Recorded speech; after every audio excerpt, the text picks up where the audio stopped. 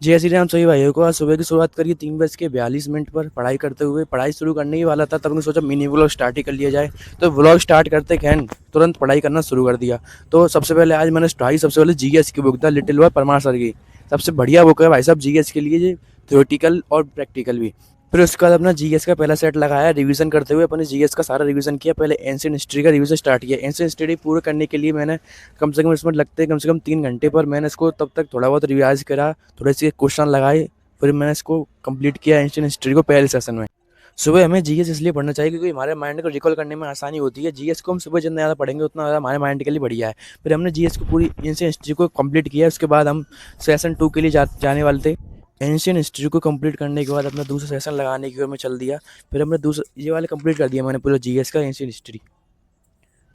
फिर उसके बाद अपना दूसरा सेशन लगाया मॉडर्न हिस्ट्री का, क्योंकि एंशिएंट हिस्ट्री के बाद मैं मॉडर्न हिस्ट्री पढ़ना ज़्यादा प्रेफर करता हूँ।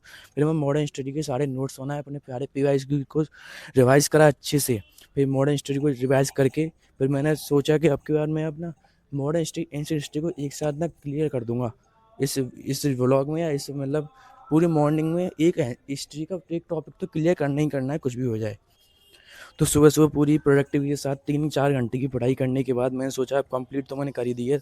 अब मैंने जीएस को भी कंप्लीट कर दिया, एंशिएंट हिस्ट्री मॉडर्न हिस्ट्री दोनों को एक साथ कंप्लीट कर दिया। मतलब मोटा मोटा रिवाइज किया था, पूरा डेप्थ में आके नहीं पढ़ा है। फिर उसके बाद मैं सोचा कि चलो अब थोड़ा सा टाइम बच रहा है तो एक मॉर्निंग वॉक को चल दिया जाए। वैसे तो डेली जाता हूँ, पर आज मेरा ज़्यादा मन कर रहा था थोड़ा जिम भी जाया जाए, पर मैं मॉर्निंग वॉक पर गया। क्योंकि मॉर्निंग वॉक पर जाने से ना बॉडी को जो फीलिंग आती है सुबह सुबह, वो बहुत बढ़िया रहती है। और सुबह सुबह थोड़ा सा ज्ञान भी दिया मैंने।